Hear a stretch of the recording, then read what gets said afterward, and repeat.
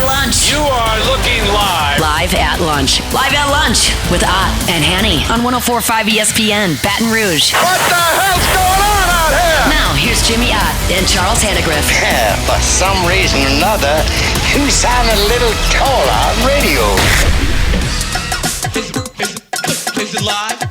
Is it live? From the Beauregard down in Biloxi, Mississippi, the dust settles after Championship Sunday. This place was popping yesterday for the conference championship games, and we've got a lot to talk about it. Charlie has a day off, and so we've got a load of guests today. 11:15, Rohan Davey will be with us, who was on Football Sunday yesterday, and we'll recap yesterday's game, get his take on exactly what happened, and also with a close eye on Jaden Daniels, especially. Troy Macker of Bet Rivers letting us know where the action was. There was some late movement on that Buffalo-Kansas City game right at the end, so that was interesting as well.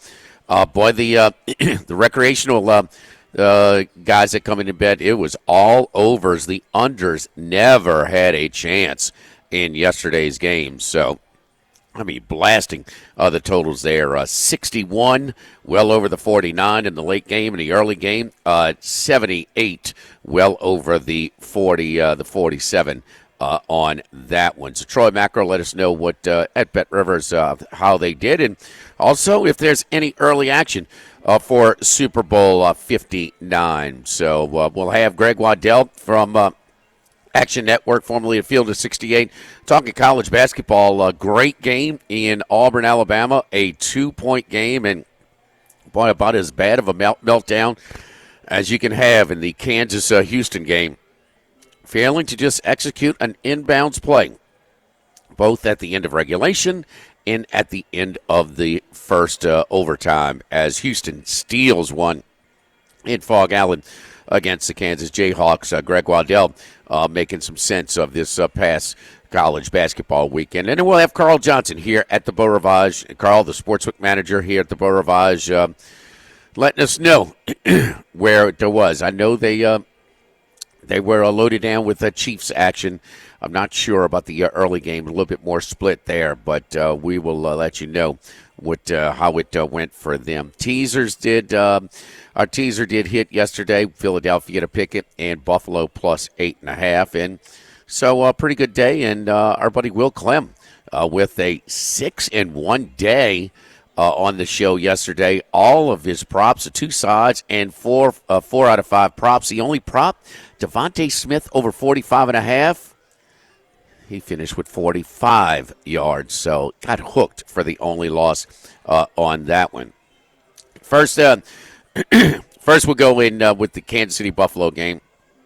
This was the one that everybody wanted to see again because the first game did not materialize to be very competitive. Washington had their chances, but Washington, who had not committed a turnover in playoff wins against Tampa Bay and also Detroit, they had 4, and, well, they've got to win that battle to have a chance. So we get to the late game, 32-29. The first time this season that Kansas City scores 30 points. That's unreal, huh? First time all season long that they score 30 points. That's an unbelievable stat. I mean, they've won 15 games, 15-2, and now 17-2. Just unbelievable. And it's the first time they score 30 points. Kansas City, Buffalo, the Buffalo short yardage situations, their struggles, even when they made it, they were very, very close. And it seemed like their bread and butter play with the Allen, whether it's a quarterback power, whether it's a quarterback sneak, the option, man, those were some hard yards last night against Kansas City. And they started out the playoffs in the wild card round against Denver, and Denver's got a good front four. It was like automatics in those games, but not the case against this Kansas City defensive front. Chris Jones is so valuable to this team, no doubt about that. But the other stat is that, I mean, clutch, Mahomes, you better beat him. You better finish him off when you have the chance. And, you know, after Kansas City settles for that field goal with 3.5 minutes to go, who didn't think that Buffalo was going to go right down the field? but it didn't happen. And on a 4th and 5 where Josh Allen is, well, but Spagnuolo, he loves to bring pressure in these spots. And, man, they brought him in a great effort by Josh Allen. I mean, he buys time. Of course, it's 4th down. You just throw it up for grabs. He did. He actually hits Kincaid in the hands, and he can't hold on to it. You know, got to make a play. That's just this it. Comes down to that. I mean, they are probably going to score and maybe win the game at that point, but it just could not come down with the ball. I mean, reminded me of Eli Manning in a Super Bowl against the Patriots where he just shakes Jarvis Green barely off and just throws it up for grabs. And, well, David Tyree made a hell of a play. Got to make those plays. In Kansas City now, 17, their last 17 one-score games, one-possession games, they're 17-0. 17 straight wins on one-score games. That's ridiculously clutch. That's unbelievable. So, finding a way, Mahomes is going to get it done. But, that was one that maybe Mahomes came up a little bit short. They needed 7 on that drive where they settled for the field goal. Didn't get it. Buffalo had to go for it on 4th down 6 times, and they converted 4 of those. But this is where, and you wonder, why so close? Why can't they get over the hump? All of these games are right down to the wire with these Kansas City-Buffalo playoff games. Why can't they? And whether it's squibbing a kick instead of kicking it deep, like McDermott did in the 13-second game, whether it's them, not continuing to take what the defense allowed them last year, and they played very soft defense and forced Buffalo to be patient, figuring that Allen and Buffalo would get impatient and force the ball downfield instead of taking underneath, which they did. And then yesterday, and you think that your best running option is Josh Allen, but what's happening in the game flow trumps anything when you're trying to manage a game. And Joe Brady, who was mentioned for the Saints job and others, lost track of his hottest hand, and that was James Cook. In 13 rushes for 85 yards, 6.5-yard average, and 2 TDs. To not run him more was just not recognizing a game flow. I mean, what about the effort on the 4th down on the pitch where he had to, yes, on 4th down, you stretch the ball out. You have to. You have to throw the ball up for grabs on 4th down. He stretches out in midair and easily breaks the plane. But a hell of a play. Hell of a play. For the Kansas City Chiefs, Worthy, the track star out of Texas, Xavier Worthy, who set the combine numbers crazy. He wasn't doing anything a whole lot. He had 1 catch for 1 yard until the Buffalo cornerback went down with an injury, and then he finishes with a game high. He and Shakir had both had 6 catches, but he had the most yards receiving in the game, 85 yards receiving and a touchdown. Now, got a favorable call, but poor play by the defensive back, by the safety for Buffalo. But Buffalo with the comes up a little bit short once again. So Kansas City advances to another Super Bowl, and so the first time that a team that won back-to-back Super Bowls, I think this is the 6th time, this is the first team that advances to the Super Bowl in their 3rd season. I think this is the 3rd team that actually got to a conference championship game, but they'll be the first, trying to be the first, including the Patriots, including a lot of others, that trying to make it a three-peat in the Super Bowl. Move on to the earlier game, and the Commanders and Jaden Daniels, they get the ball to start the game, and they're going down the field, 4th down. They go for it. They convert, no problem. 4th down again. They convert, no problem. Then the 3rd 4th down, where it was sort of a chip shot range, they settle for a field goal. And so they take a 3-0 lead, but chewed up about 10 minutes of clock on that long drive to start the game. And then on the first play of the game, this was all you needed to see. And this typifies what kind of day the Washington defense had.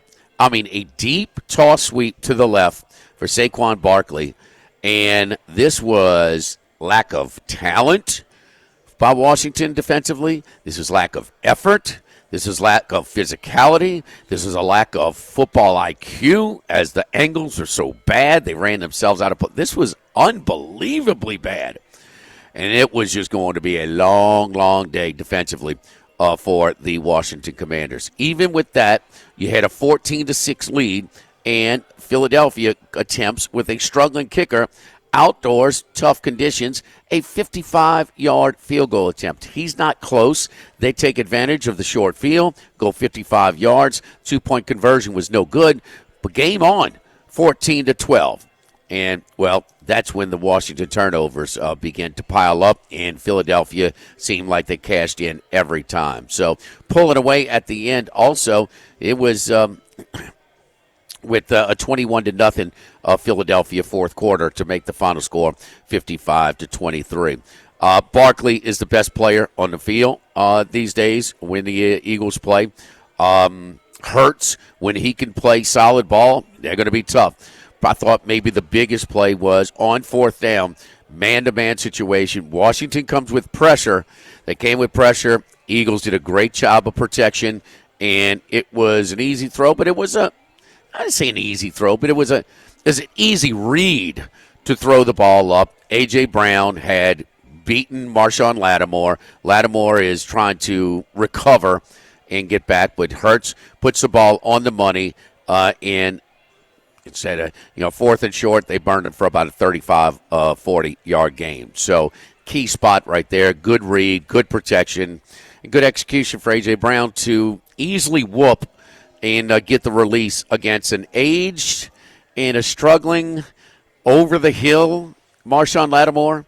These are the matchups that he used to own with Evans, with the bigger, stronger ones, where because he's a physical cornerback that he is just struggling with so bad. So A.J. Brown ate his lunch on that play. You saw the struggling. You saw him getting into it as well with the personal foul and some other things.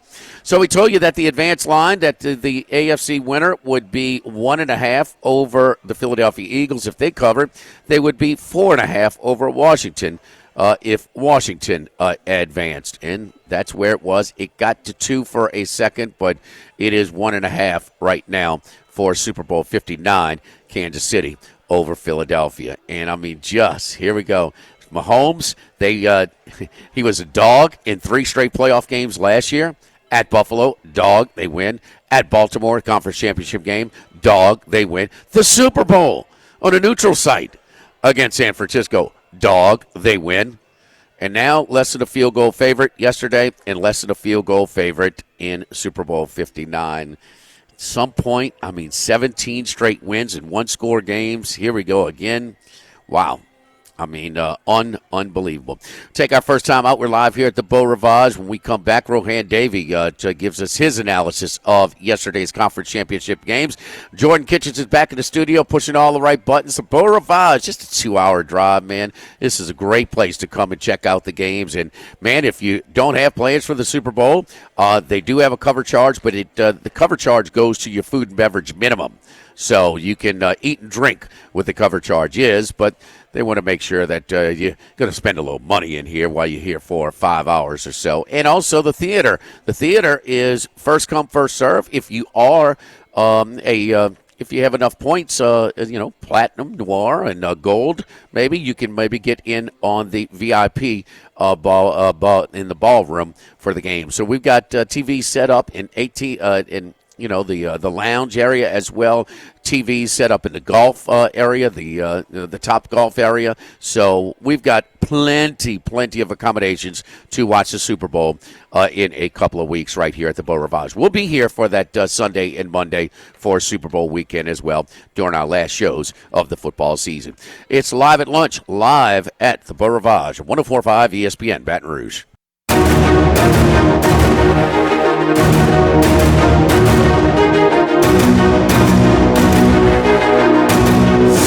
Live at Lunch with Odd and Hanny from Rufino's on Highland Road on 104.5 ESPN Baton Rouge. Well, we're at Beau Rivage, not at Rufino's. I wish I was at Rufino's eating lunch today. Rohan, how you doing, buddy? I'm doing wonderful, my friend. I'm gonna go to Rufino's, give me some lunch later. Yes, indeed. Now, hey, now they're closed for lunch. Only open for lunch on Fridays and Sundays. Fridays and Sundays. So, hey, I'm watching the replays of Josh Allen trying to execute this quarterback sneak, this tush push, whatever. Why is he so high? That's a great question. That's a great question. And you know, because of the success of this tush push and how it's been, everybody's been mimicking, especially when you got a 6'5" monster like him. But you got to get your pad level down. I think he was just relying on the push, not getting down, digging in, man. This was a little too high for it, Jimmy. 17 straight one-score wins for the Kansas City Chiefs, Ro. Yep. 17 for 17 their last 17 one-score games. Unbelievable. It is unbelievable, man. And, you know, all year they've been winning, right? But skimming by, everybody was wondering when the loss was going to come, when the bottom was going to fall out. Right. And, man, listen, credit to Andy Reid, man, Patrick Mahomes, those veteran guys on that team, that veteran offensive line, Travis Kelce, Kareem Hunt. Bro, I mean, the way Patrick Mahomes is unbelievable. Mm-hmm. Patrick Mahomes is unbelievable. This year, to me, I think has been his best year. I know it's not his best year statistically, but when you talk about a guy that wills his team to win, when you talk about a guy that executes situational football in the perfect way in those situations, giving his team an opportunity to win every single game, week in and week out, like you just pointed out, but 1 point, 2 point, whatever it may be. Mm-hmm. This, I think, has been his best year of understanding and willing, like completely just willing his team to victories, along with, you know, those guys on defense. But unbelievable, man, how these guys execute in these pressure situations. The and you know, the 2 rushing touchdowns as well. You know, you don't really want him running the ball too much, but I mean, he had to do it yesterday at some key spots. You know, so but you think is Kincaid supposed to come down with that ball on 4th down for the Bills? Oh man, you know, I say yes. You know, the ball touched you, the ball fit. I know the circumstances of it all, but man, I watched that replay so many times, and I'm like, you know, in that situation, in any situation, but especially in that situation, yeah, Jim, we got to come down with that football. I know he's kicking himself, but yes, you got to come down with that football. In that situation, what's going on, where it could catapult you to, yes, we got to come up with that catch. How much is this just a coaching advantage on the sideline? Reid and his staff against McDermott and his staff in these playoff games. Yeah, and you know, I think those guys did a good job on the other side, but with Andy, how many times those guys have now? See, on the coach's side, experience means a lot in those situations. Andy's been there. He trusts his guys. He especially trusts his quarterbacks. And oh, man, you know, Buffalo, they do as well, you know. But in that situation, man, coaching and play calling in those, I mean, even on the one to ice the game with everything coming to the right, and you throw it out in the flat to Kareem Hunt, he breaks the tackle, picks up the first down. You know, just all those little things where you can see it coming. Even from the third quarter on, right, that you could see just Andy Reid is in his bag. He was in his bag, and he was feeling it early, man. He called a phenomenal game and kept it to where they controlled it, especially like in the second half. Once he figured it out, because it took him, I would say it took him about a quarter and a half. But once Andy Reid figured it out, once Patrick Mahomes figured it out, they start going to those tight sets, I mean, man, it was a wonderful, wonderful thing to watch the chess game going back and forth. But when Andy Reid and Mahomes figured it out, it was almost like halfway through the third quarter, and it was like, okay, we're going to go down and be a nail biter, but we got you guys figured out right now. And it was wonderful to watch, man. Wonderful. Talking about experience, Joe Brady coaching at LSU at a very young age, and a big part of that 2019 offense with Joe Burrow and the rest of them. But did he forget Cook? His running back was 13 carries for 85 yards and a couple of touchdowns, almost 7 yards a carry and a couple of scores, but only rushes him 13 times, less than 20% of the snaps. Yeah, I think once those guys got going, I think that he went away from the run a little too early. Because Buffalo is big play action passing team. And if we're not at least honoring and giving that ball to Cook, especially with his production throughout the season, that to me was a blow. Not being able to hand the ball off to him, especially when we got into the third going into the fourth quarter, kind of went away from a little bit. And I think in Kansas City picked up on that. They picked up on that in the fourth quarter. And, a lot was getting put on Josh's shoulders. And I think they got caught up in the Josh versus Mahomes type of thing, and trying to put it on his shoulders for him to make decisions and for him to pull it out just like they did most of the time throughout the season. But when you go away from that running game that early, then now your running back become non-existent. And then the screen game wasn't going good for Buffalo. The screen game wasn't going good at all. So that's another element that you could put into and make it somewhat of your running game. But that was shut down as well. So I agree with you, Jimmy. I think him not at least having 20 touches from the running back position in that game, I think that was a detriment too. Yeah, he just didn't recognize the hot hand. I don't think there's any doubt about that. Philadelphia and Washington. So Washington and Jaden Daniels' rookie season comes to an end where they didn't turn the ball over in the first two playoff wins against Tampa Bay and Detroit. They turned it over 4 times, a -4 there.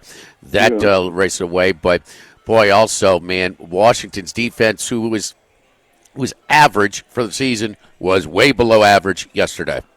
Yeah, it was what we talked about. You and I talked about it last week. And, the key to victory for Jaden and the Commanders, man. Like, first you can't turn it over, but also, we can't rush for 300 yards. The Philadelphia Eagles, and you saw that from the beginning. I mean, right out the gate, Saquon takes off. And now you have the 4 turnovers. Now you have them running the ball at will. And then you saw what it led to with Hurts in the passing game and part of the running game. And, man, that's a recipe for disaster. And what you saw on the flip side of it, which we haven't seen at least the second half of the season, we haven't seen it from the command. You saw them pressing. You saw the Commanders pressing. You saw Jaden pressing for the first time. We talked about it, whether or not that experience comes into play, so on and so forth. Well, it was, a couple of times where you saw that experience, that lack of experience come into play. And not only from Jaden, but from the staff as well. You saw Cliff doing some things that they did not do. You saw him pressing. You saw even McLaren, the wide receiver. Yeah, McLaren. You saw them trying to do, just things that was out of their character, trying to get back in the football game because of the turnover, trying to make up for one thing that you did and the least to another. And, that's where the inexperience for me yesterday came in for Washington. But you got to think that some guys trying to decide, some free agents. I mean, you got to think with the salary cap situation they have. Daniels on a rookie contract. Yeah. They've got everything in place, a lot of momentum. You think there'd be a desirable place for some other players to land? Yeah, I do. I think especially with with you knowing that you have a quarterback. I think guys always want to go to a team where they know they have a chance. And being that they're probably was a year or two away based on Jaden being a rookie, I think that now it becomes one of those places, where you could bring and attract some free agents, especially some veteran guys, because they know they're going to have an opportunity to go and compete. So I think that now that they've, set that foundation with Jaden, set the foundation with wide receivers, now you go out and try to bolster up that defense a little bit and get from 30th in the league with their rushing defense, put some guys up there that could make some plays. I definitely see them looking and trying to bolster that defense in the off season and through the draft. But I definitely think that it's a place that just suddenly got real attractive for a lot of guys. Early thoughts on the matchup with Kansas City against the Eagles in 2 weeks? Man, I think it's similar. You know what Philadelphia's game plan is? Run the football, run Saquon Barkley, run Jalen Hurts. This gives them a chance for Jalen Hurts to get back a little bit more healthy.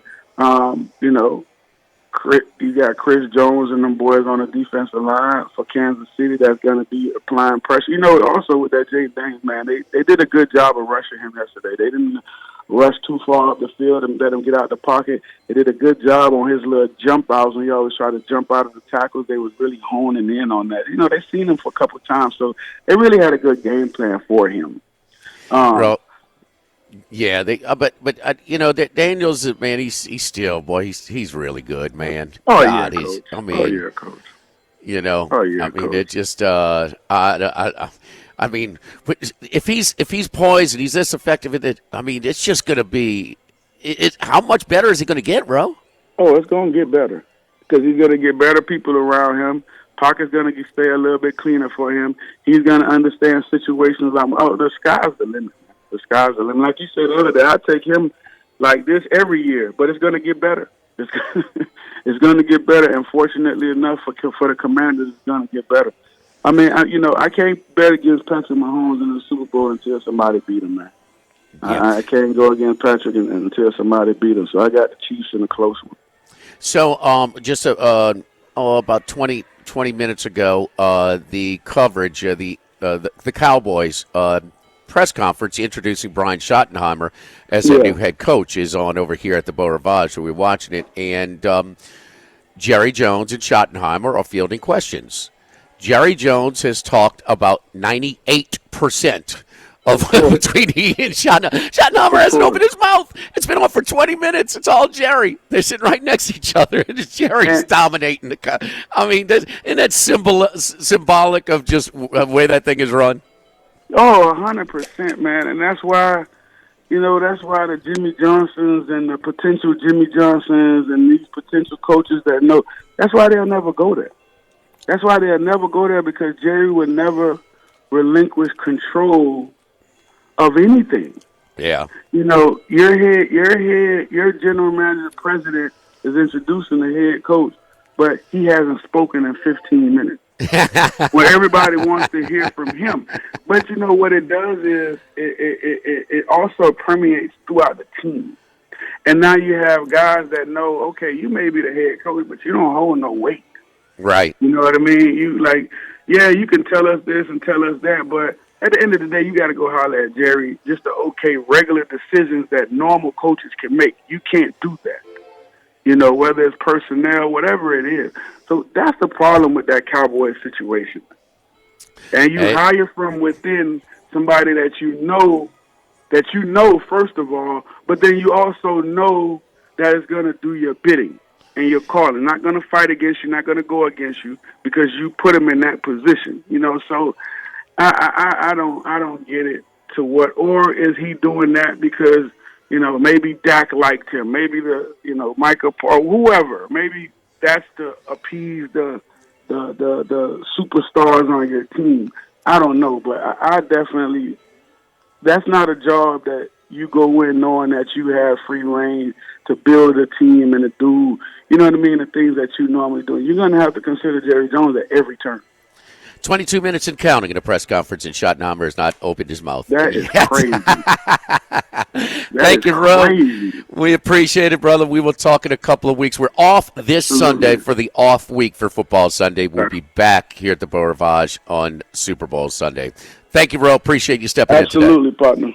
All right, we'll take a time out. Don't forget our friends at Legacy Title. Chad Reynolds, Legacy Title for all of your real estate closings. 296-0060, a full-service title company servicing all of South Louisiana. Our great team at Legacy Title, Ashley Donald, Marion Haynes, Adrian Galata, Michael Platt, buying, building, refinancing. Nobody chooses but you. Choose Chad Reynolds, Legacy Title, 296-0060. We come back. Troy Macker from Bet Rivers letting us know where the action landed, and also maybe a peek on the early action for Super Bowl 59. This is Live at Lunch, live at the Beau Rivage on 104.5 ESPN Baton Rouge. The Pierre Part Store Live at lunch. and the Thibodeau Store, your local experts in construction supplies. Listen, not just for your own personal use, but if you've got a contractor coming in to do a job at your home, all jobs, big and small, huge selection. Plumbing supplies, electrical supplies, hardware supplies. They'll deliver them to your job site. You need lumber, no problem. Available for pickup and delivery from the Pierre Part Store. Yes, that's right. Lumber delivery, top-notch tools, expert advice. That's really what sets Thibodeau Store and the Pierre Part Store apart. I'll walk you through all of these projects if you're doing them yourself. You're not going to waste time. You're not going to waste money going down the wrong lane.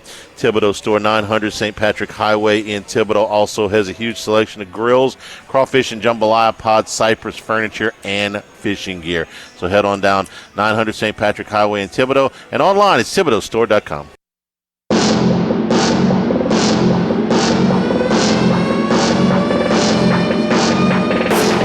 Jimmy, Charlie, and Troy.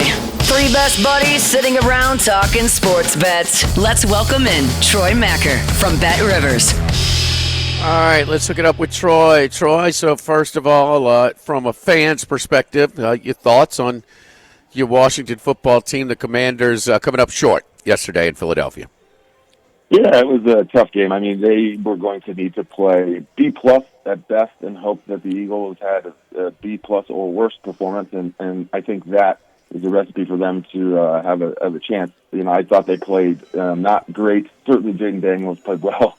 He's played well pretty much all season, but fumbles were horribly mistimed, and, they couldn't stop Saquon Barkley. The secondary had one of their worst games. You know, this is a secondary that has been punching way above its weight class. They're really outmanned, outmatched, but they've been performing well, given the fact that they're not great on paper. And yesterday they were not great in the game. So it was tough watch. You know, you hope that I wanted them to play the Eagles because beating the Eagles would be great, but having gone to college right outside of Philadelphia, a loss to the Eagles means my phone was blowing up from friends conning me, but the fact that, my favorite team was playing in this game was enough for me. It's something I hadn't seen basically since I was 5 years old. So hopefully they can run it back next year. I think that's where there's a lot of optimism because of, you got it right, finally got it right with the quarterback, and you shedded, all the stinking filth from the previous ownership. So things are looking up for the Commanders. Yeah, it kind of had playing with the house's money a little bit in this spot, and and now you're going to have Daniels on this rookie contract for a few more years, and there's obviously the rest of the roster could certainly use some improvement. Marshawn Lattimore mid-season pickup has to be pretty disappointing. He's just not what he once was, whether it's age, whether it's injuries, or a combination of the two. He has really struggled in these physical matches. He owned Mike Evans. Evans is on his way to the Hall of Fame, okay?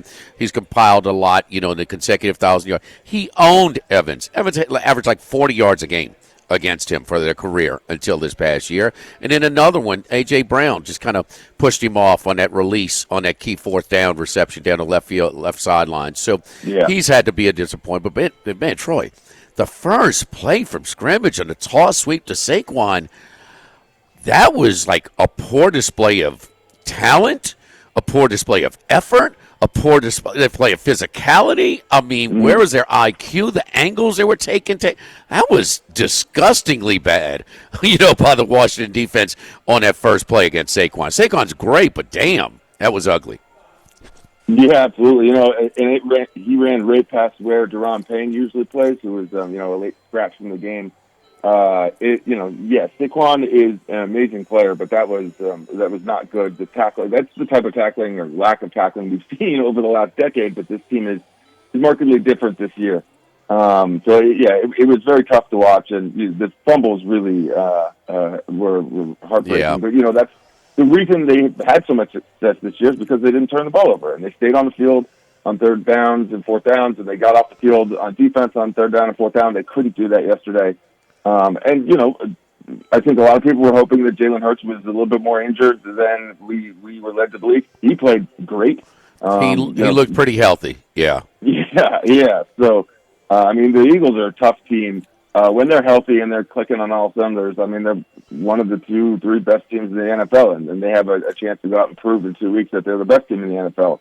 While I imagine not too many people around the country want to see this game again, I think the quality of play will be as good as we've seen all year. What about Washington? Were they a public dog yesterday? The Eagles were slight, on the money line. It was 62% of the money on the Eagles, 57% of the tickets. On the spread, 51% of the money was on Eagles spread, but only 43% of the tickets. So we took a good amount of tickets on the Commanders to cover. Most of it was at +6. And it was looking like, they could keep it close to 6 when they were down 11 and 12. Then another fumble and a big play, went the direction of the Eagles. The sportsbook took a pretty sizable loss on that game. Also given that because there were so many points scored, a lot of the player props went over. So there were a lot of good results for bettors on that game. What I got to believe that the public hit both of the totals because these lines flew over yesterday. Oh yeah, and it even flew over a bunch of the in-game overs. It was. I was surprised that the Chiefs game was so high scoring. We know that the Bills can score, but the Chiefs have been playing in low scoring games all year, and so for that game to hit the over. Was a bit of surprise, but from a betting standpoint, 75% of the money, 77% of the tickets were on the over in the AFC Championship game, and in the NFC Championship game, 72% of the money, 78% of the tickets. Those were the strongest splits of any of the primary bets, and that both went over. So there were places to win, but the interesting thing was, we only took 42% of the money on the Chiefs to win, 40% of the tickets on the Chiefs to win, and the spread was even less, 38% of the money on the Chiefs to cover.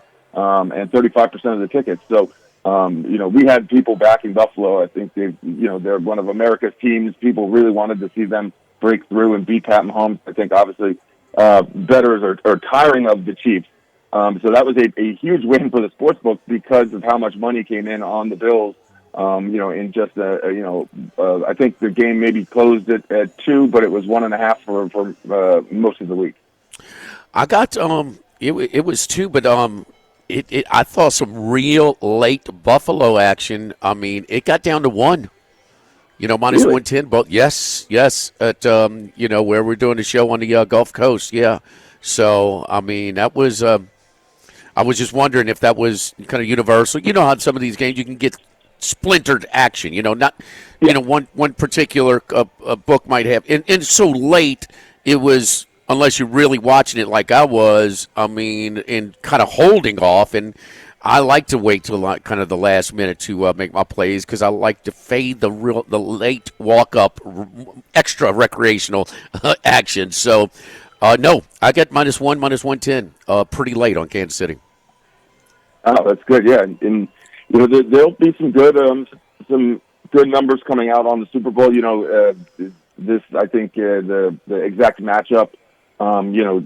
Before the playoffs, Chiefs to beat the Eagles was 16-1. Eagles to beat the Chiefs was 18-1. I know we took decent action on that. That and the Chiefs Lions were the two most popular.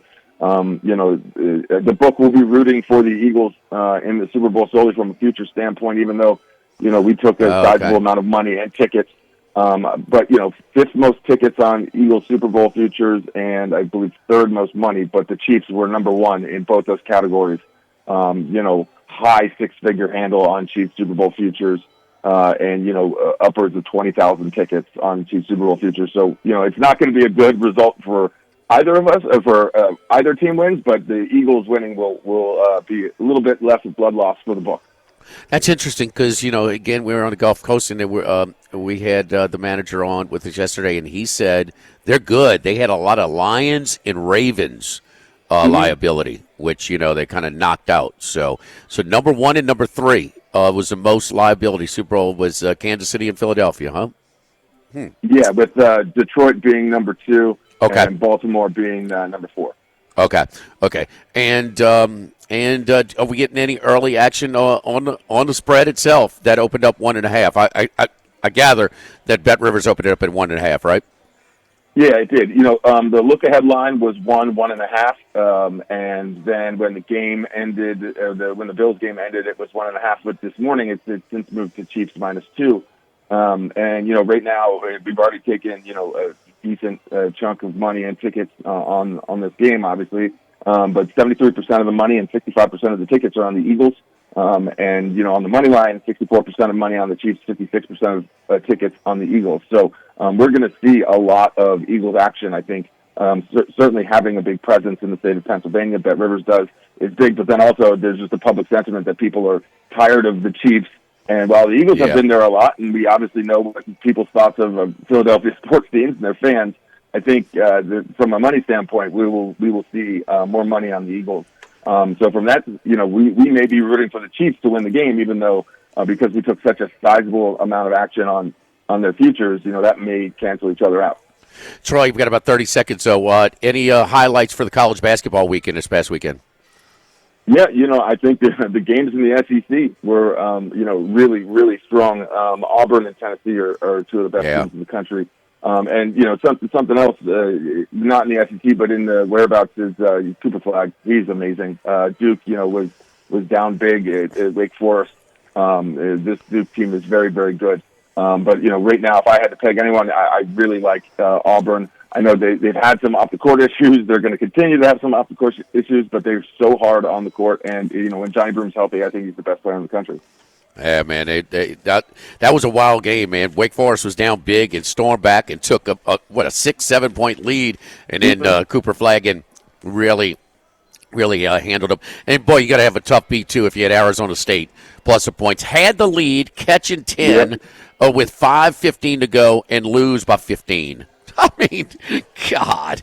That's a brutal beat for Bobby Hurley. If his name wasn't Hurley, I wonder if he'd still have a job out there in the Tempe area. Follow Troy on Twitter at Troy Macker. That's Machir. Great stuff, Troy. We'll talk to you on Friday. Thank you, buddy. All right. Thanks, guys. Don't forget our friends at Total Maintenance, one of South Louisiana's oldest and largest AC and heating companies since 1980. My buddy Lucas Ragusa. And my buddy Lucas is taking care of me and my AC and heating needs for over 30 years that he's done this, man. AC heating, generator installations, and maintenance as well. Service today, every day means same-day service. Call today, you get service today. Factory-authorized dealers for Carrier, American Standard, Dakin, and Rheem products. And our membership programs, smart to get on. It covers all services with discounts and extended warranties. And we'll let you know when it's time for your unit to be serviced, which will save you on your monthly bills, extend the lifetime of your unit. It's a win-win. And don't wait till it gets really, really hot for your unit to break down. Be proactive on it. And again, going to allow it to, who doesn't want lower monthly bills? Nobody likes to replace an AC unit. So get on those membership programs. We'll look out for you. You got enough to worry about. Total Maintenance, again, mention my name, Jimmy Ott, half off diagnostics, including after hours, holidays, and weekends. We are Total Maintenance in Baton Rouge, 480-1000, 480-1000. Live at the Beau Rivage, live at lunch, 104.5 ESPN Baton Rouge. Live at lunch with Ott and Hanny from the Beau Rivage on 104.5 ESPN Baton Rouge. All right, wrapping up hour number 1 over here from the Beau Rivage. Charlie with the day off. He'll be back with us tomorrow, but then taking off again for a little vacation. So certainly carried the load for us a lot while I was out. Penn State and Michigan tonight in college hoops. So this is a 5:30 tip. Now, Penn State who was real close on Friday night for pulling the upset at Iowa City, catching 6.5 and had a shot at the end of the game, but they it comes up short and they lose by 1. Michigan on Friday night as well. Both of these teams played Friday night. They went to Purdue and got smashed. I mean, destroyed. So Michigan trying to bounce back in that one as well. Top of the hour here from Beau Rivage, live at lunch, 104.5 ESPN Baton Rouge.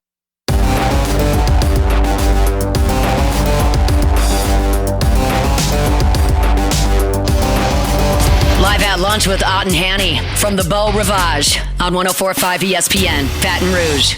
Looking for a last-minute thing to do for Super Bowl Sunday. We've got you covered over here at the Beau Rivage here in the sports book. Again, your cover charge goes to your food and beverage minimum, so we can do that, but there are spots available. If you're highly rated over here, if you got a good player's card, ask your hosts about the VIP and the ballroom. They are set up there. And then first come, first serve in the theater here at the Beau Rivage. Of course, in the Topgolf area, in the lounge area as well, plenty of TVs, extra TVs set up for the Eagles in Kansas City Super Bowl in 2 weeks. We'll be back here for Football Sunday on that Sunday and Super Bowl Monday as well. 1.5-point favorite, the Kansas City Chiefs over the Philadelphia Eagles. 17 straight one-score wins, huh? Not bad. It's pretty clutch. Craig Waddell joins us right now. Gee whizzy, baby, how you doing, man? Ready to talk some college basketball? Man, it's the best time of year when I get a text from Jimmy saying, hey, it's time to talk some college hoops. And I'm as energized as I've ever been, Jimmy. It was a fun weekend, but I think it's only going to get more fun as these games heat up. Well, it was energized, but it was a game in the mud. Only came about 38 points short of the total at 141.5. But Auburn and Tennessee, and all eyes were on Johnny Broome that came back. And I thought they would ease him back. Well, 33 minutes Broome played in this one. Wasn't exactly easing it back. Now, nobody shot the ball well, but he did finish with 16 points and 13 rebounds. This is one, though, that, man, that's Auburn, Alabama, and Ames, Iowa, I think, are the two toughest places to play this year. You may add a couple on there if you want, but I come away with a little bit more respect to Tennessee going on the road and being that close to pulling the upset against a really good team in such a tough spot to play. I completely agree. They played the game on Tennessee terms, which I think is why you need Broome in the manner that they played. Right? I think if he goes 20 minutes, 15 minutes instead of 33, if it truly was a little bit of a let's ease him back in here, I just think Tennessee wins the game because, with all due respect to Cardwell and Chaney Johnson, those guys are big. They're certainly physical. There's another level to the Tennessee system and the physicality that it takes to survive 40 minutes against the Tennessee team that's huge up front, that is just tenacious defensively, and really wants to turn this game into a football game at times. And I think, Broome certainly didn't look 100% to me, but even if he's at 80%, he's one of the best rebounders in the country. The rim protection is there with him. He was one block short of the entire Auburn starting lineup combined. He came off the bench in this game. And, I think Tennessee is going to take any moral victories away from this. They're a team that believes to win the SEC this year. Now they're 3 games back in the loss column for Auburn. It seems extremely unlikely they're going to do that. But for anybody out there that's kind of either sold Tennessee stock or moved away from the national Final Four contender that we thought they may have been in the non-conference year, you shouldn't abandon all hope because this is a team that has proven at minimum it's going to cut the lights off of your offense more nights than not. And if they get shot making from their backcourt, they're going to win most of those games. They really did in this game. Shot 18% free, and ultimately Ziegler missed that one in the corner for the game. But if he goes 1 for 6 on the night, I think Tennessee escapes with a road win, and we're talking about both teams a lot differently. Yeah, it was. I mean, the box scores, the shooting for both teams were the same. I mean, 31% from the field for Auburn, 31.5% for Tennessee. From 3, 18% for Tennessee, 15% for Auburn. So, man, this thing was a rugged defensive oriented game. There's no doubt, and they let them play a little bit in this one as well. So the defense has dominated that one. Last week, Greg, we had it's these games like Florida, South Carolina, where Florida didn't lead until the very end of the game. A&M and Ole Miss, they didn't lead till the very end of the game. And here we go again. We had one this past Saturday. Texas down 21 to Texas A&M in Austin. They hit a bucket to take their first lead with just under 5 seconds to go in the game to steal that one against A&M. Yeah, it was an election for sure. A&M is one of those teams where they have such wild fluctuations. It feels like every game where you tap in, if they're down 10, they're going to win the game. And if they're up 10, they're going to find a way to lose the game. And it's got to drive Buzz Williams insane because, it doesn't seem to have all that much rhyme or reason to it. A team that's as good on the glass as they are, that just, they had 43 rebounds in this game, 18 offensive rebounds, nearly rebounded 50% of their misses.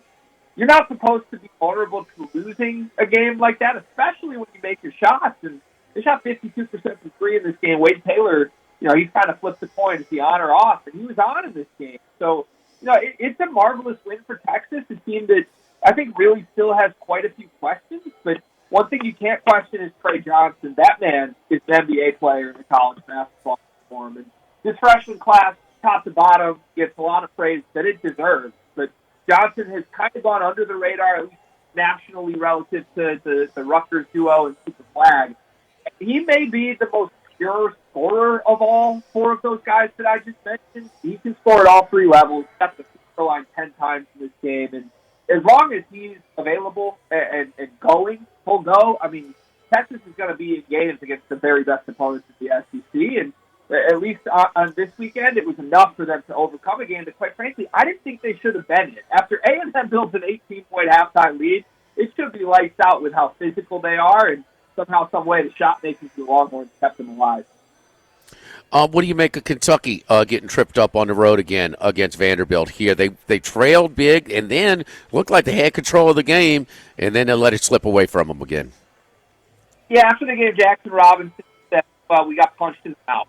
And I think it really felt that way. You watched that first half, Vanderbilt seemed to be the team that was quicker to the ball, sort of winning the effort plays. And I was curious how Mark Pope's group would respond because it's been very rare this year that they've seen a double-digit deficit.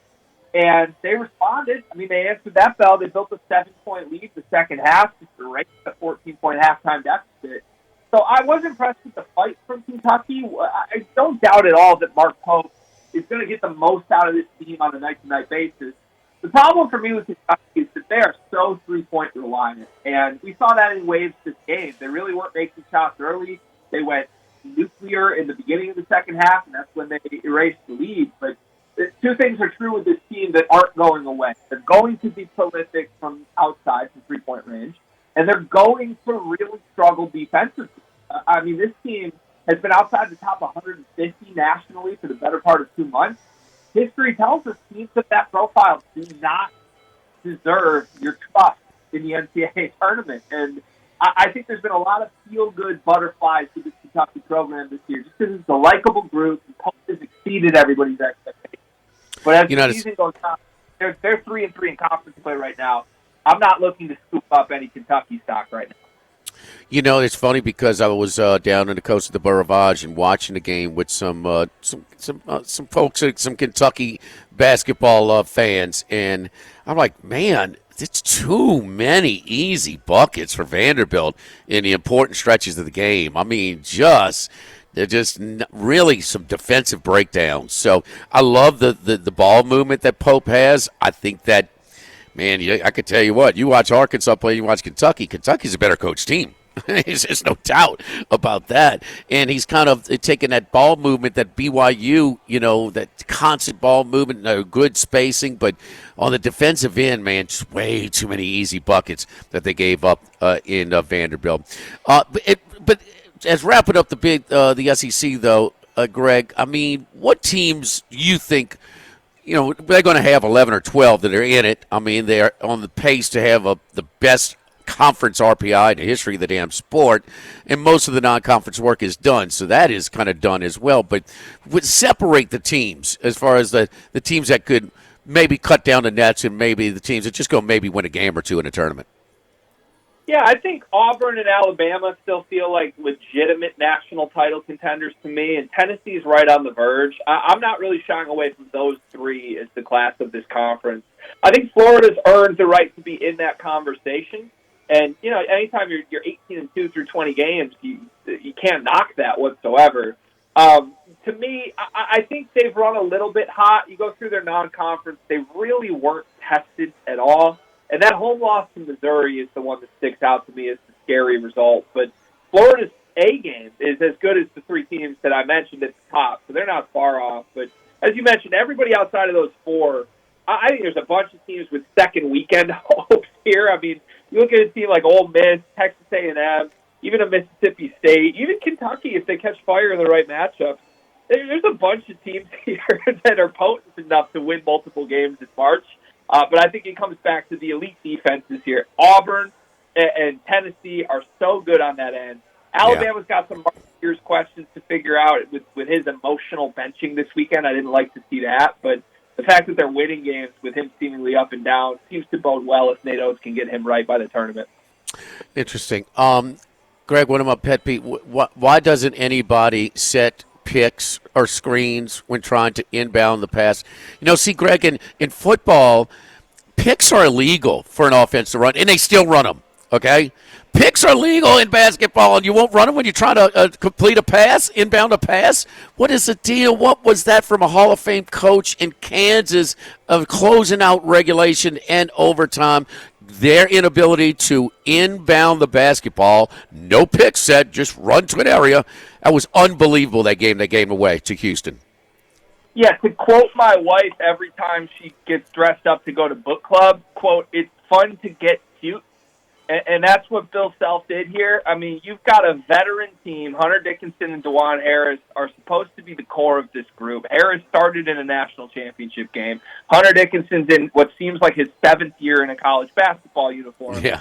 And you've got to just be able to trust those two, even if all else fails. If everybody else is frantically running around or looking clueless, those two should be able to figure out a play. And Harris really let them down. He also is the one that missed the 2 free throws that kept the door open in that furious 6-point comeback. It's inexcusable mistakes from guys that have been around the block in this sport. And Bill Self is in a weird spot because, there's a lot of coaches from his era that are outwardly proclaiming how much they despise the portal era and the NIL era. Two things that, by the way, should really benefit the Kansas basketball program. I mean, nobody's outbidding for players compared to Bill Self. Nobody's a better destination for transfers than Kansas is. But he hasn't seemed to fully get a pulse on this. You could tell he really disliked his team at the end of last season when he went at Kevin McCullough. And I get similar vibes from this group. So, it's scary. The analytics say they're still nearly an elite basketball team. Ken Palm's got them 7th. I think that's closer to what they really are than where the polls will have them going forward. But, inexcusable mistakes. And as a fan, you have 2 different 6-point leads with less than a minute left, one in regulation and one in overtime. This is a loss that I would not get over for quite a while. All right. How about your boys in East Lansing? 12 in a row now, 17-2 on the year. But how many, how many of those wins are really that strong? Not many. I mean, this team defies all conventional logic about what basketball teams should be good at if they win games. This is a team that doesn't play anybody 30 minutes, that doesn't have a 14 points a game scorer, that any given night is just as happy to have the 9th guy outscore the first guy. And it doesn't make a lot of sense. They can't make a shot from outside. They've stopped just shooting threes. I mean, they really are playing basketball like it's the mid-1980s again. So, I was really skeptical through December. I mean, when they were still in non-conference play and beating up on the Florida Atlantics, the Western Michigans of the world, I kind of shrugged it off, but it is impressive. I don't care what anybody says. To go on the road in the Big Ten in this 18-team conference where everybody you're playing night in and night out is a top 100 opponent and just not drop the ball against the team you're better than. I mean, they've got wins at Northwestern, at Ohio State, at Minnesota now. Minnesota took down Michigan and Oregon in the last week, and they're supposed to be the worst team in the league. So I take it seriously at this point. I do think there's a likability to this Michigan State group that hasn't been there in the last 3 years, where they're very cohesive and there's a competitive energy that, quite frankly, when A.J. Hoggard was running the show, wasn't there. And it's a special Izzo group that fits his entire M.O. They're in the driver's seat of the Big Ten for a reason at this point, and I would be surprised, even as the schedule heats up, if they don't ultimately win enough games to sustain that spot. Hey, is Maryland? They've had quite a week. They go on the road and win at Illinois in Champaign by 21, and then come back and steal it from Indiana yesterday, 79-78. Is this a team that's getting hot and maybe playing above maybe their overall resume that maybe warrant a consideration to put some money on moving forward? 100%. I'm buying them in March. I think if there was a team of the week in college hoops this last week, I would give it to the Terps. You're not supposed to win 2 road games really in any conference at this point. And Maryland has struggled on the road. They came in 0-4 in road games before this week. Nobody saw that Illinois result coming. Obviously boosted by Illinois' center having mono and missing that game. But, man, I was impressed. I think the difference between Maryland right now and Maryland a month ago has been the play of their backcourt. And it's really Jacoby Gillespie, who is a transfer from Belmont, was awesome in that conference. And you know, I think guys that up-transfer, especially in a league as physical as the Big Ten, that's just ridden with good post players, it's hard to be a point guard and run the show and just hit the ground running.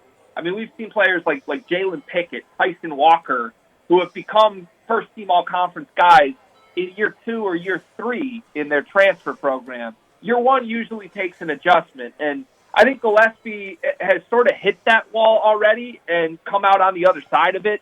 He was stellar in both of these games. He was 4 for 10 from 3 against Indiana with 9 assists. And it feels like he's a guy you can really turn to. If teams have answers for the post duo of Reese and Queen, Gillespie, they're fine to just let him run a ball screen and make a decision. And flanked by shooters on the wings, I'm buying the Terps as a team that really could be a sneaky Final Four run contender if you're looking for a team in that 15 to 20 range. They're not getting talked about like it, but they're playing closer to a top 10 team in the sport right now. 3 games in the Big Ten tonight, including that traditional Big Ten rivalry, the Battle of Los Angeles, UCLA, and USC. But any of those games that you like tonight? You know, I'll be honest with you, something feels off with the Michigan Wolverines. And, look, I'm in the state here in Michigan. I've been to a couple Michigan games in person. When they play their best, they're nearly unbeatable. I don't know what you're supposed to do with 2 7-footers that big. But the reality is for about 3 weeks now, they haven't been playing their best. They've been flirting with disaster. They're only winning their last 3 games. They needed overtime to beat a Northwestern team that just has really been getting kind of bounced around by the other teams in the middle of the pack in this conference. It was an embarrassing effort from them against Purdue on the road. I mean, that was not competitive as quick as 4 minutes into that game. And, look, I sort of think Michigan's a bit of a one-trick pony where if their one trick, the big-to-big pick-and-roll isn't working, they're going to make a lot of self-induced mistakes. This is the team that is 18th out of 18 teams in the Big Ten in avoiding turnovers on offense. I mean, they turn it over more than anybody. And defensively, they never turn things over. They're last in the league in that category as well. Hard to win basketball games when the other team just has 10 more possessions per game than you do. Penn State's a team that can frustrate offenses. We saw what they did to Purdue earlier this year where they just took Braden Smith completely out of the game by turning him over. I like Penn State. I think they're catching 9 points right now, and that feels like way too many given Michigan's form. Before we let you go, Greg, too, Cronin, had a meltdown, and he was firing back. It just wouldn't stop with the reporter. He was a little much, to be honest. But what did you take from it? I mean, the West Coast teams are at a disadvantage, but the East Coast teams aren't when they travel?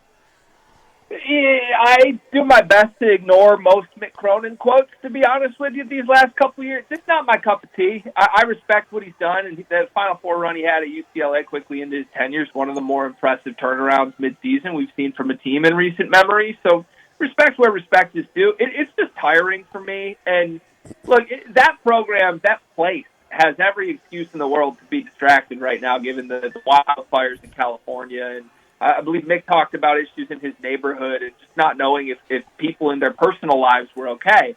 it's got to be hard to even play basketball given that environment. It's got to be hard to go across the country while all of that is happening and not have that at the back of your mind. But, UCLA to me is a team that overachieved due to some close wins in the non-conference. And everybody sort of bought into them as this team that really I think was better than our eyes would tell us because of comeback wins against teams like Oregon and Gonzaga and Arizona in the first couple months.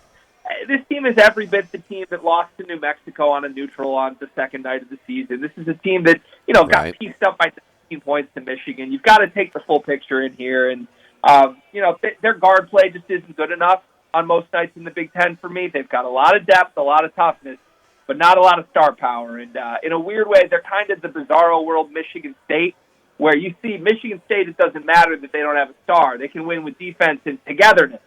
UCLA doesn't have a lot of togetherness, and I think without that, this season could fall off the rails rather quickly.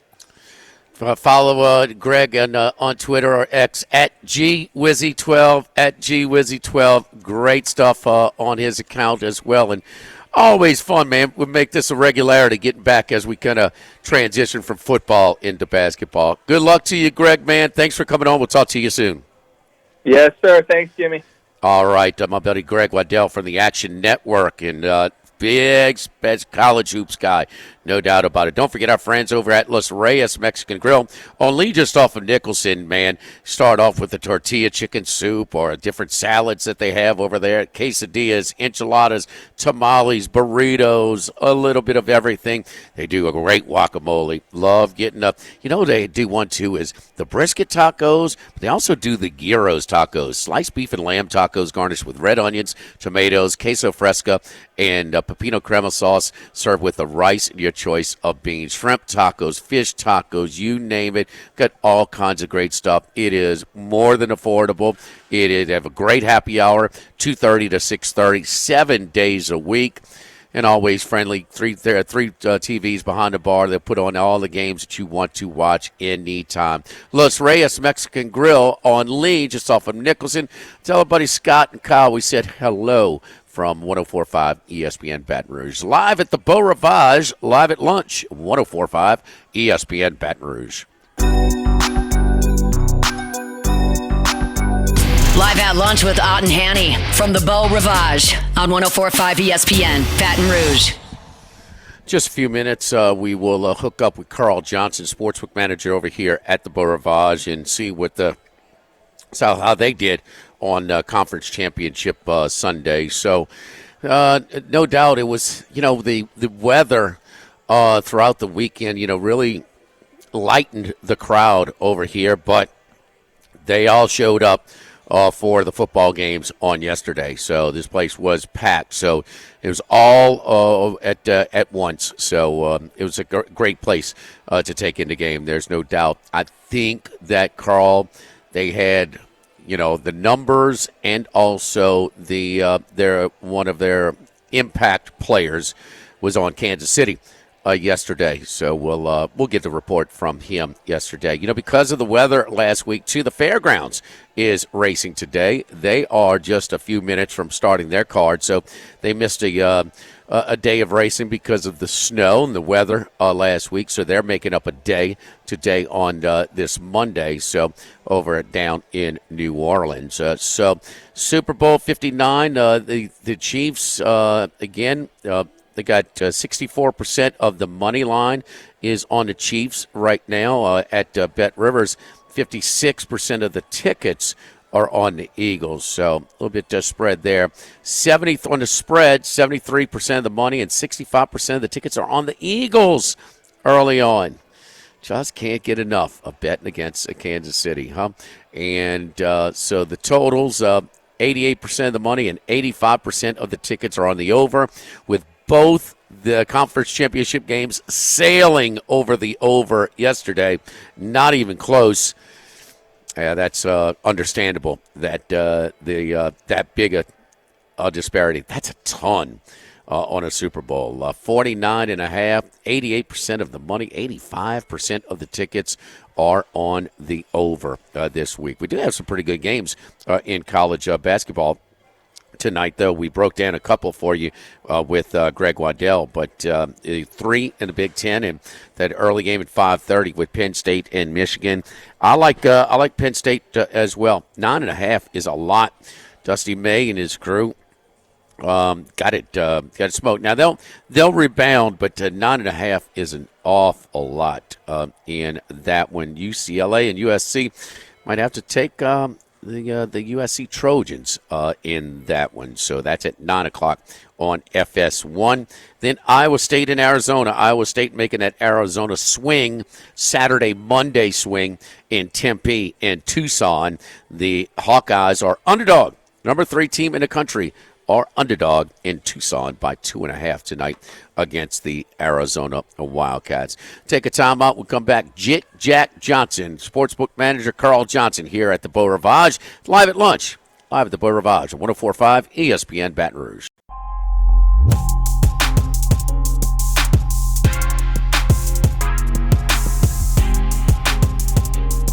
Live at lunch with Ott and Hanny from the Beau Rivage on 104.5 ESPN, Baton Rouge. All right, let's hook it up with Jack Johnson, Carl Johnson, the sportsbook manager over here at the Beau Rivage. Carl, how you doing, buddy? Hey, man, good morning. Hey, look, 2 things before we get started. This is an unusual day. Most of the time you're in Baton Rouge and I'm at the Beau in Biloxi. Well, today we're just the opposite. I'm actually in Baton Rouge at my mom's house, and you're at the Beau, so that's strange. There you go. And then, secondly, I mean, I gotta say this. I mean, when I grow up, I want your life. I mean, look, all these great sponsors you got, these food places, these Mexican restaurants. You get to hang out in the sports book, bet. On the weekends. I mean, it don't get it. Look, if I had your life, I would weigh like 450 pounds. I mean, I don't know how you stay so thin. No kidding, huh, Carl? Is it? Yeah. No doubt about that, man. We appreciate it. We have a lot of fun. And, I was saying before we came into the I went to the break and got you on, and that the weather threw us off around here. It threw everybody off. I mean, it just kind of paused everything. But when those games got going yesterday, this place was rocking, man. Yeah, it really was. I mean, you could kind of, you sensed it in the morning time. It was pretty quiet. A couple of basketball games going on. But, yeah, you're right. I mean, once about 1:30 or so rolled around, they geared up for football. And, wow, what an incredible day. Carl, this was a very late movement, and I've got this thing. These bets were made on made these on the BetMGM app. These bets were made at 5:40 p.m., so this was right before kickoff, okay? Yeah. I know they came on 5:30, but they kicked off, I don't know, officially between 5:40 and 5:45, okay? Yeah. -1. Now, this thing was at 2 most of the day. Right. -1, -105. Yeah. Was that the significant Buffalo money to push that thing down that late? Yeah, absolutely, no doubt about it. And more so based on the national number, so they don't get middled. But yeah, I mean that's exactly what happened. Wow, so that was interesting because where was both of your? I know you had one of your impact players. You had at Kansas City. Is that correct? Yeah, that's right. Yeah, so bad day for us, great day for the public and the sharp. The bigger money that we took in. I mean, anytime that I did a show this morning on V's, and the first thing they want to know is how you did. Well, I mean, when you walk into the office on a Monday morning and favorites and over came in, you didn't have a good day, but. The good thing about it is that the public and everybody's loaded up for we got a 2-week run now for our biggest week of the year, and they're loaded for bear, so we're ready. Yeah, and you got to think that Carl, that with both games sailing over yesterday, I mean they're not even close. Don't you think that? Don't you think you're gonna get nothing but overaction for the Super Bowl as well? Yeah, absolutely. And look, I'll be honest with you. I'm not surprised at the opening line. I think in some spots, especially on the East Coast, prior to people waking up, that thing was sitting at 2, and then it went down to 1.5. When I left the book this morning, we was at 1.5 and 49.5. And then my initial thought was, I can see even though in my power rating there on a neutral field, I have Kansas City about a half-point favorite, so I figured it would be, more so along the line of pick 1.5, which is what it is. Uh-huh. And I think you got to set it that way just because, the public's love affair with Mahomes and Kelsey and stuff like that. I think out on the East Coast, I think, and we talked about that earlier too. Thomas Gable at Borgata, I mean, they've, with Philly in there, they've got a chance, and I would not be surprised if this line doesn't swing the other way, because that's a large market out there, and they're going to be taking some large money on Philadelphia. Yeah. Now, the Borgata is in Atlantic City, which is close to Philly. Okay. But they service, that's right in that area where, right. Their clientele is mostly Philly and, all those East Coast. Everything is just right there. Yeah, I've driven it. It's like an hour away, from Philadelphia to that MGM property at the Borgata. So anyway, you guys, a lot of the props already up, huh? Well, I mean, typically what we do is we'll start. I don't think when I left this morning, we didn't have anything but the line and the total on the game. And typically what we do is we'll filter, a few out probably starting tomorrow. And then, in the coming days, we'll add and add. And, before this thing gets going, probably by Thursday of Super Bowl kick, we'll be at about 480 props. Wow. I think that's about where we were at last year. And, that's just especially for the younger generation now and the way that, sportsbook betting has been going. They love the props. It's a huge market for us, and it's going to be fun, and you can find some good stuff in there too. What about the Eagles, Redskins, the Commanders? Did they still get a lot of Jaden Daniels support yesterday in that game? Yeah, man. I mean, look, especially in this area. I mean, how can you not be proud of what he's done? That team has done. I mean, what a remarkable trip. I mean, and I think you and I talked about that. I told you yesterday in our show, he's not a rookie anymore. I think he quit becoming a rookie at about week 8. Just what they've been able to do is just amazing. And then, when you look at the teams, you look at Kansas City, for example. Everybody's talking about their historic three-peat and stuff like that, which it is. It's so hard to win. I mean, because every year teams lose players, they lose coaches, especially if they're successful. They lose coaches to other programs, and what Andy and then guys have been able to do. 2 years ago they won the Super Bowl with offense. Last year they basically won it, with defense, and then this year they got just such a good mixture. I mean, what are we at? Like 17 in a row. Yeah, 17 one-score games. I mean, look, you can't accomplish that without a strong locker room, players holding each other accountable, strong coaching staffs. I mean, when's the last time we've said, boy, they mismanaged the clock, or how could they do that? He's got the perfect blend of some analytics. He'll play that, but he's got the perfect blend of doing that. And then keeping that old school football and taking his points when he has, and then when he does gamble, Jimmy, he seems to always call the right play. It's just amazing what they've done. It's going to be a great game, and we're excited for it. But Carl, so last year in their run, and look, they were already accomplished last year, but they were underdogs at Buffalo, at Baltimore, and even in the Super Bowl against San Francisco. They're less than a field goal favorite against Buffalo yesterday, against the Eagles in a Super Bowl. Are people are people just tired of fighting it and just shifting during these postseason runs this year and last year? Have you seen the action increase on Kansas City where they just like, no, I'm not playing a do factor anymore here? Yeah, to me, the feeling that I've got this year during the course of the season was that people were kind of ready to see different teams in it, especially once the playoffs started. You kept on hearing, boy, I'd like to see Washington and Philadelphia or Buffalo. You know what I'm saying? Buffalo right. and somebody. I think that they had that's the sense people were ready to see different teams, but now I think with what's happened in the way that Kansas City and Philadelphia has performed, basically, is that I think they like the matchup, and I think of course, I think the public is going to probably back Kansas City and want to see the three-peat now. But it's hard to bet against Mahomes. It's hard to bet against Andy Reid.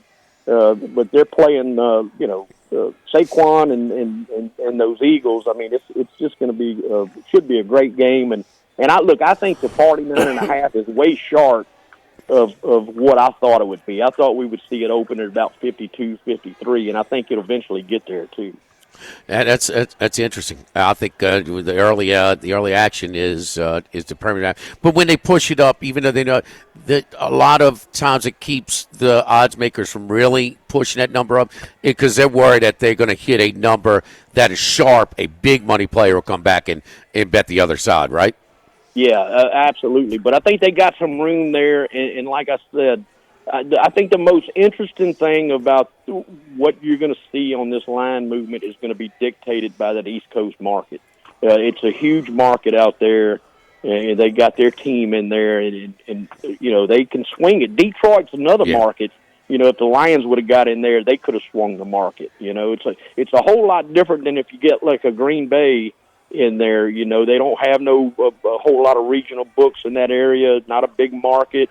But this is going to be fun to watch.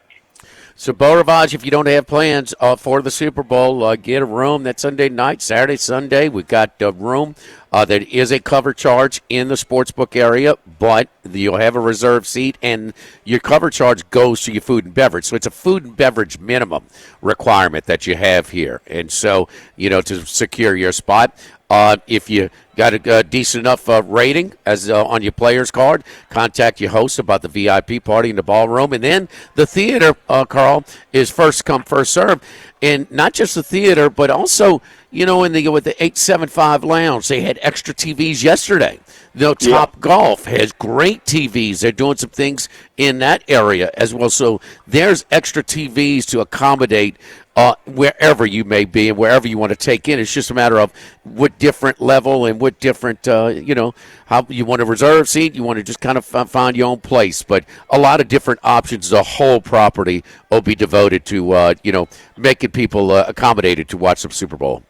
There really is. I mean, if you're looking for a place to watch the game, you're not gonna find a better space. The foods, in every venue is just amazing. That's one of the reasons why I'm like 45 pounds overweight. But yeah, great time, and just come on out. Hey man, I never took. You surprised Lombardi jumped on at North Carolina. I know that you guys, you're buddies. Yeah, he's a great friend of mine. I know I'm not surprised. I mean, we've had a lot of conversations throughout the years. I personally, I kind of thought that he would end up back in the NFL. But I know this, and nowadays, we don't talk as much. Just what I do for a living, and now what he's doing for a living. So, we don't want to make it look like there's anything going on there, rightfully so. But great friend of mine. That guy is very knowledgeable, and I'm not surprised at all. And I'm definitely not surprised that him and Bill are together. I kind of felt like they would be together in the NFL, and maybe one day we might see that too. But they're going to be doing some interesting things over there. I can promise you that. I know how both of those guys think a little bit, and they're looking forward to it. All right. Look, we're looking forward to Super Bowl weekend. We had a blast the last couple of years over here. Going to have another great time as well. And Carl, thanks for all of your help for making our work that much more enjoyable over here at the Beau Rivage. You got it, man. We'll see you guys. All right, thank you, Carl. That's Carl at Jick Jack Johnson on the Twitter sphere there. How about my boy, Wes Reynolds? He gave us 7 golfers. Now, one got scratched in Zalatoris, but his longest shot, English, is the winner at Torrey Pines this past weekend, and 3 bombs away in a row. Those consensus golf picks brought to you by Dana Brown at the law offices of O.C. Brown, your law firm for a lifetime, 343-1111. Never a charge for the initial consultation. You got any type of legal assistance, or if you don't know, find out with that initial consultation, 343-1111 and ocbrown.com. It is Live at Lunch, live for the Beau Rivage at 104.5 ESPN Baton Rouge.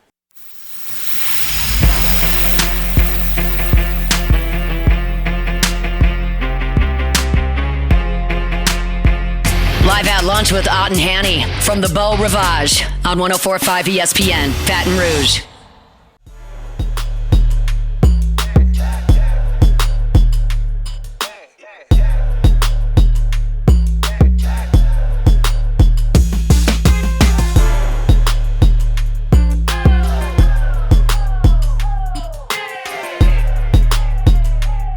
Up here from the Beau Rivage. Jimmy Ott will be at Mike Anderson's tomorrow. Charlie will be back with us. So one-day work week with Charlie, so he'll be with us tomorrow before he takes off some vacation the rest of the week. So we'll be at Mike Anderson's on Lee, just off of Nicholson, and Mr. Shane and all the gang. And trying to get back to our schedule, man. You know, we missed our Tuesday and Wednesday shows because of the snow. Is that real? We're going to have some more of that stuff coming in a little bit later. Early pick in college basketball tonight. I do like the Penn State Nittany Lions plus the 9.5 at Michigan. So, boy, look at that Duke. Duke 20.5 over NC State. Duke won but did not cover. Wake Forest catching 11.5 at home Saturday against Duke. They covered. They were down double digits, took as much as a 6-7 point lead, and then Duke went into a zone and really frustrated Wake Forest offensively. Low-scoring game, but that is the first loss at home for Wake Forest this year. They had beaten last week during the week North Carolina at home, but their first loss at home this year was Duke, and Cooper Flagg was a big reason why in that one. So 20.5 point favorites. It is Duke and everybody else. Who is the second best team in the ACC? It is weak. Maybe Louisville, maybe so. Miami's terrible. Larinaga quit on them. Florida State, Hamilton, he's probably on his way out. Carolina in Louisville. So, but the rest of the Virginia, Bennett, he leaves them last minute. They're not good this year. So the ACC, man, it's kind of like the bigger budget SEC programs with the heavier, the better coaches. College basketball is a lot about the coach, and no doubt about that. And there is no comparison to coaches in the SEC and the ACC at this point. So, a few games in the Big Ten. You got 3 of them, including that UCLA USC. I like USC at home plus points. Is that one going from UCLA opened a 1.5 point favorite? Trying to see if that's still the case right now. It is. Yep, you have bet USC from a 1.5 point dog to a 1.5 point favorite. Number 3 team in the country, Iowa State, is a dog tonight, 9:30 at Arizona. So they went on the road. They were down with 5:15 to go, laying, what was it, like 11.5 points, and they freaking covered. Down with 5:15 to go, laying 11.5. They go on a 16-0 run to win it by 15 in Tempe against Bobby Hurley's Arizona State Sun Devils. I want to thank all of our guests today, Rohan Davey, Troy Macker, Greg Waddell, and Carl Johnson back in the studio, pushing all the right buttons, Jordan Kitchens. And stay tuned. Hunt Palmer up next when we return right here on 104.5 ESPN Baton Rouge.